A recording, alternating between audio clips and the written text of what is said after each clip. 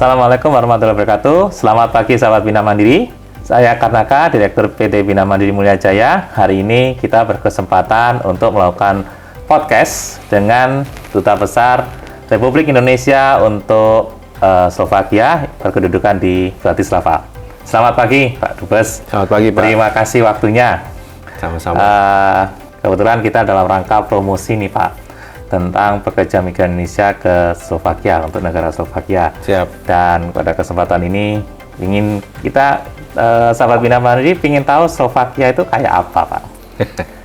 Kan Slovakia ini masih belum sepopuler Polandia Pak, jujur, karena memang Polandia cukup populer di Indonesia. Nah, Slovakia ini mungkin akan menjadi opsi yang baru buat teman-teman sahabat Bina Mandiri.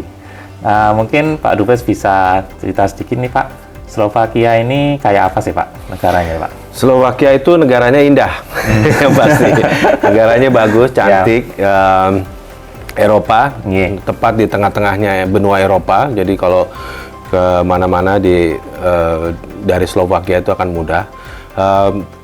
Dia berdiri atau misah dengan Cekoslovakia. Awalnya itu namanya Cekoslovakia. Orang banyak tahunya Cekoslovakia. Jadi dia pisah itu tahun 93. Dan kita Indonesia langsung mengakui tahun 93 itu juga. Namun kedutaan kita baru ada tahun 1995. Baik. Penduduknya 5,4 juta, mungkin hampir sama dengan Provinsi Jambi mungkin kalau saya perkirakan ya. Terus kemudian luas wilayahnya juga hampir sama mungkin Jawa Barat atau Jawa Tengah, saya nggak begitu pasti, tapi tidak begitu luas dan juga penduduknya tidak begitu banyak. Dikepalai oleh presidennya perempuan.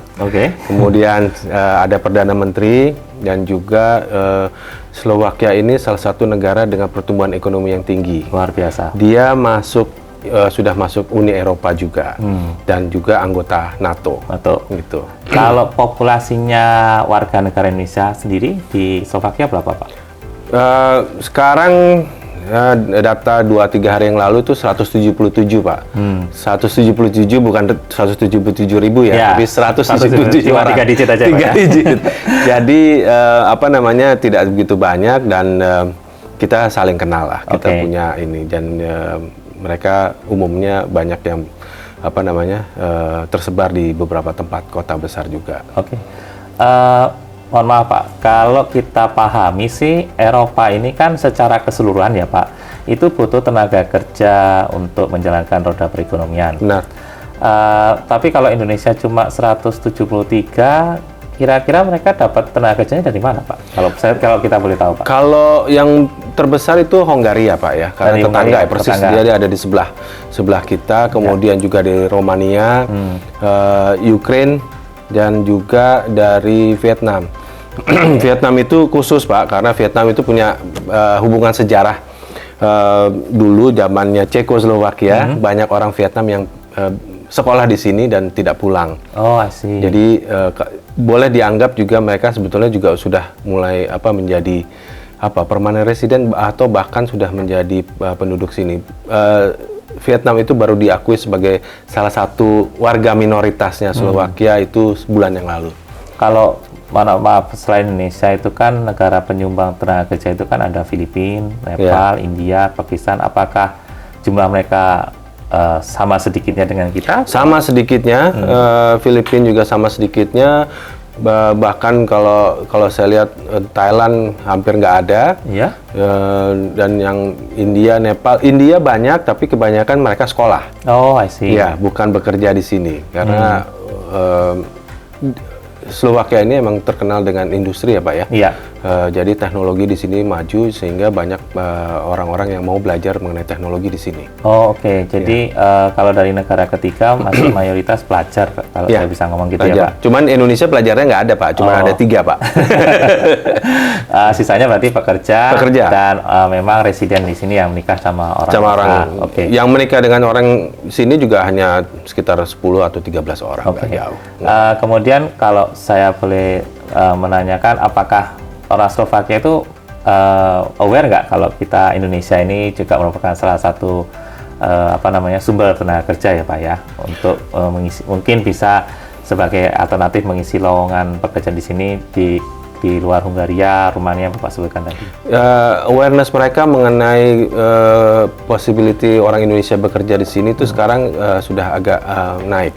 Kalau dulu-dulu memang mereka tidak banyak tahu ya, karena mereka teroccupy dengan orang Vietnam. Iya. Sudah banyak. Nah, sekarang sudah mulai banyak.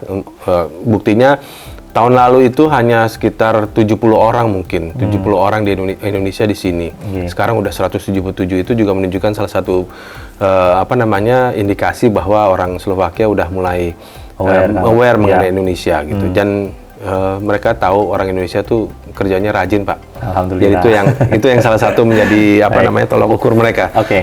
Kalau kita ingin tahu sendiri tanggapan warga atau penduduk Slovakia terhadap kita orang Indonesia, atau mungkin warga negara asing ya Pak, di luar negara EU, kayak kita, mungkin Vietnam atau Filipina, India, kira-kira tanggapan mereka bagaimana? Apakah sifatnya bisa menerima atau agak sedikit resisten atau bagaimana menurut Bapak?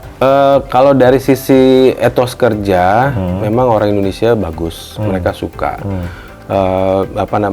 Kerjanya rajin dan tidak banyak komplain. Senangnya itu mudah diatur ya, dalam arti in positive way ya, bukan dibully atau apa, tidak. Tapi memang kondisi masyarakat Slovakia itu sendiri masih agak, kalau saya bilang, memandangnya kurang positif terhadap orang Asia, bukan hanya orang Indonesia, orang Asia.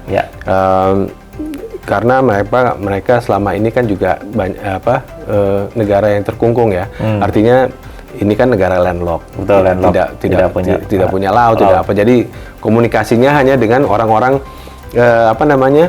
orang-orang Eropa sendiri, sehingga mereka mempunyai pandangan mungkin agak sedikit mungkin merendahkan atau tidak, tapi sekarang itu udah mulai agak berubah gitu. Terus kalau begitu sektor apa Pak yang kira-kira untuk sahabat Bina Mandiri di Indonesia ini kalau ingin bekerja ke Slovakia ini yang paling membutuhkan? Kalau saya pikir ada 4 ya, sektornya itu ada manufaktur, hospitality, terus kemudian juga ada agriculture dan tentunya general work yang lainnya. Tapi yang utama saat ini yang banyak itu manufacture sama hospitality. Pabrik itu, kemudian juga hospitality itu spa, hotel, itu banyak. Asal kita perlu tahu bahwa di Slovakia ini negara kecil, tapi punya 5 atau akan menjadi 6 pabrik mobil Pak di sini. Wah, luar biasa. Jadi di sini ada mobil, dan mobilnya bukan mobil-mobil yang ecek-ecek ya. Mobil Jerman, karena mobil Jerman yang bahkan berbatasan. Terakhir akan masuk itu rencananya akhir tahun ini adalah Volvo yang elektrik. Wah, itu ada di Košice. Jadi itu peluang lagi untuk kita untuk bisa masuk. Betul, luar biasa Pak. Hospitality, hotel itu juga banyak pegawai-pegawai kita yang kerja di hotel-hotel, di spa maupun di chef atau apa segala itu. Apakah Slovakia termasuk negara industri turisme Pak? Kalau boleh saya tahu Pak. Kalau di dalam negerinya mereka sangat. Ini negara salah satu tujuan turisme di Eropa, Pak. Tadi saya udah bilang bahwa di sini negara yang di tengah-tengah di Eropa. Iya, betul. Artinya orang mau baik yang berdomisili di sini mau ke Eropa yang lain akan sangat mudah. Kemudian transportasi segala di sini kan bagus, udah bagian dari EU ya. Dan orang sini juga senang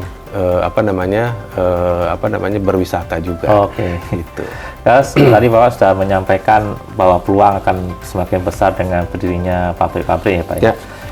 Rata-rata gaji itu berapa sih Pak? Kalau saya boleh menanyakan rata-rata Pak. Kalau misalnya rata-rata per bulan atau per apa nih? Biasanya orang Indonesia itu tahunya per bulan Pak. Per bulan ya. Per bulan itu sekitar minimum payment itu sekitar 600 sampai 700 ya Pak ya. Euro itu bersih ya Pak ya. Bersih ya. Ya, soalnya mohon maaf orang Indonesia itu kan belum pada level di taxable. Jadi mereka tahunya berapa sih saya dapat Pak gitu loh setelah semua selesai potongan gitu.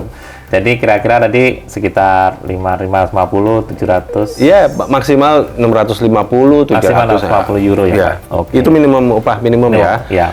Tergantung dia juga dengan apa namanya jenis pekerjaannya kan tentunya kan. Iya.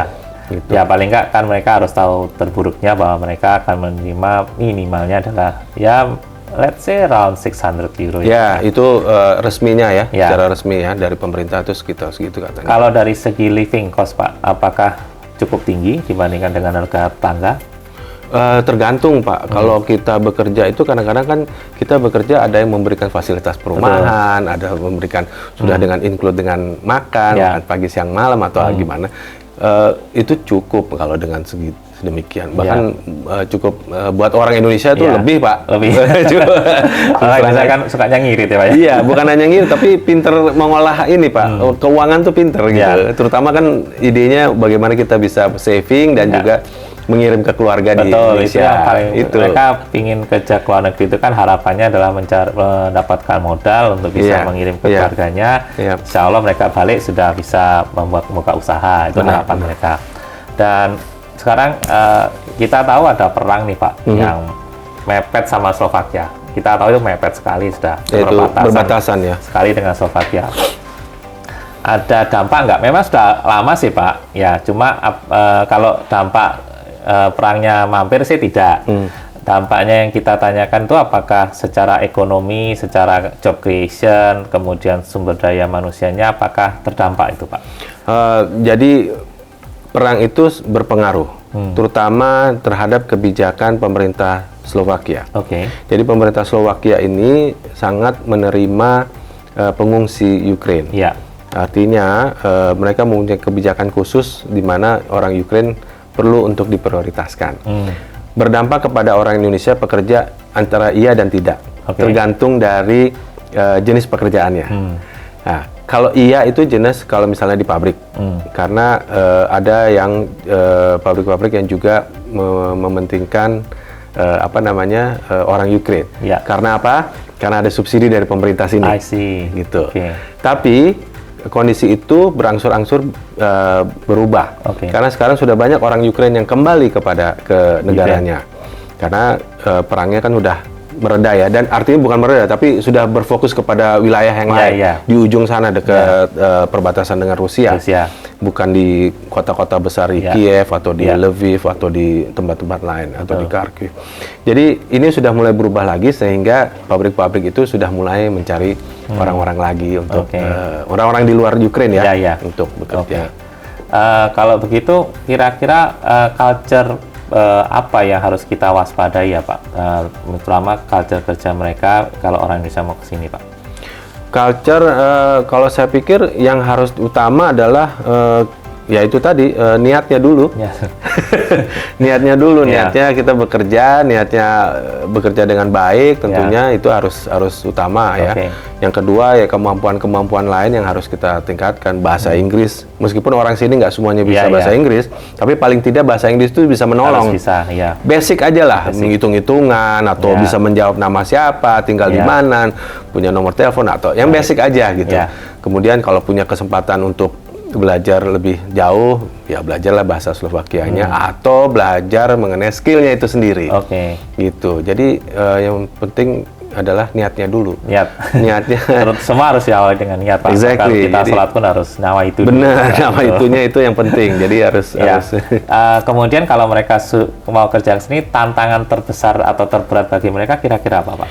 Kalau saya sih dingin Pak, saya udah kedinginan ini. Itu juga tantangan Pak. Cuman yang pertama adalah culture. Di mana-mana kita kan harus menyesuaikan dengan culture. Kalau kita bekerja, ikutilah culture kerjanya orang setempat. Ada pepatah yang mengatakan, when you in Rome, do like the Romans do.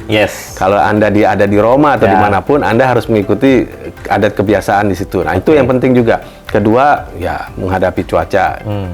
Karena di sini ada 4 musim kan, di Indonesia kan antara musim musim panas sama musim hujan. Ya gitu kan. Kalau di sini ada 4 musimnya. Tantangan lain bahasa. Bahasa itu ya itu tadi, makanya kita perlu adanya basic Inggris lah paling enggak. Slovakia bisa basic Inggris ya? Bisa. Apalagi yang generasi muda, mereka bahasa Inggrisnya bagus-bagus karena di sekolah di sini semuanya bilingual, bahasa Slovak dan bahasa Inggris. Yes. Tapi kalau kita sendiri tidak punya bahasa Inggris, hanya punya bahasa Indonesia atau bahasa Jawa atau bahasa yang lain, ya susah. Ya. Itu tantangannya yang buat kita. Jadi harus meningkatkan diri kita sendiri juga. Baik. Gitu. Terakhir ini Pak Dubes. Siap. Ya, saya tahu Bapak repot sekali, jadi harus di-cut biar ya. Enggak, Pak, tenang aja, Pak. Saran deh, sekarang kita kasih saran-saran buat sahabat Bina Mandiri yang ingin bekerja ke Slovakia. Saran-saran Bapak. Saran-saran saya yang pertama dan terutama seperti yang sudah saya sampaikan tadi adalah niat, Pak. Niat. Harus dikuatkan niatnya. Niatnya mau apa? Mau bekerja, mau jalan-jalan, atau mau lari, atau mau apa? Itu harus dulu. Ya, siap. Itu pertama. Ya. Yang kedua, yaitu tadi meningkatkan kemampuan bahasa. Terus kita belajar. Paling tidak kita, apalagi zaman sekarang media sosial di mana-mana ya. Betul. Bisa belajar. Bisa belajar dari YouTube. Kita bisa apa sih Slovakia? Ya. Dari YouTube atau dari mana gitu. Ya. Belajar bahasanya. Tapi yang penting bahasa Inggrisnya dan juga basic skill. Apa kira-kira yang kita bisa atau kita mau? Misalnya, saya nggak tahu. Tapi kan biasanya kalau kita mau bekerja di suatu tempat kan, saya mau apply untuk bagian upholstery misalnya. Saya mau belajar mengenai upholstery dulu gitu. Atau minta belajar yang lain. Itu aja, basic aja karena tentunya setiap pabrik kan atau punya prinsip, punya sistem sendiri. Tapi kalau kita udah punya kemampuan dasar, itu akan menjadikan kita akan mudah beradaptasi.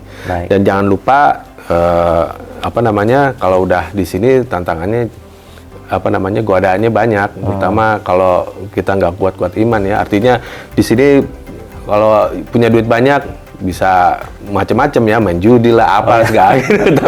tapi ya itu tadi nawaitunya apa dulu, kalau mau untuk keluarga, untuk apa gitu. Banyak lah. Culture-nya yang penting harus dipelajari juga. Baik. Gitu. Baik, Pak Dubes. Siap. Sahabat Bina Mandiri, itu tadi bincang-bincang saya dengan Bapak Duta Besar Pribadi Sudiono tentang bagaimana bekerja atau kehidupan bekerja di Slovakia. Tadi yang pertama kata Pak Dubes adalah niat ya, terutama niat ya paling penting. Kemudian harus bisa bahasa dan paling nggak ada skillnya. Ya, itu bincang-bincang kita. Terima kasih. Be a smart worker for a better future. Wassalamualaikum warahmatullahi wabarakatuh. Waalaikumsalam. Terima kasih Pak Dubes. Makasih. Makasih. Thank you. Makasih.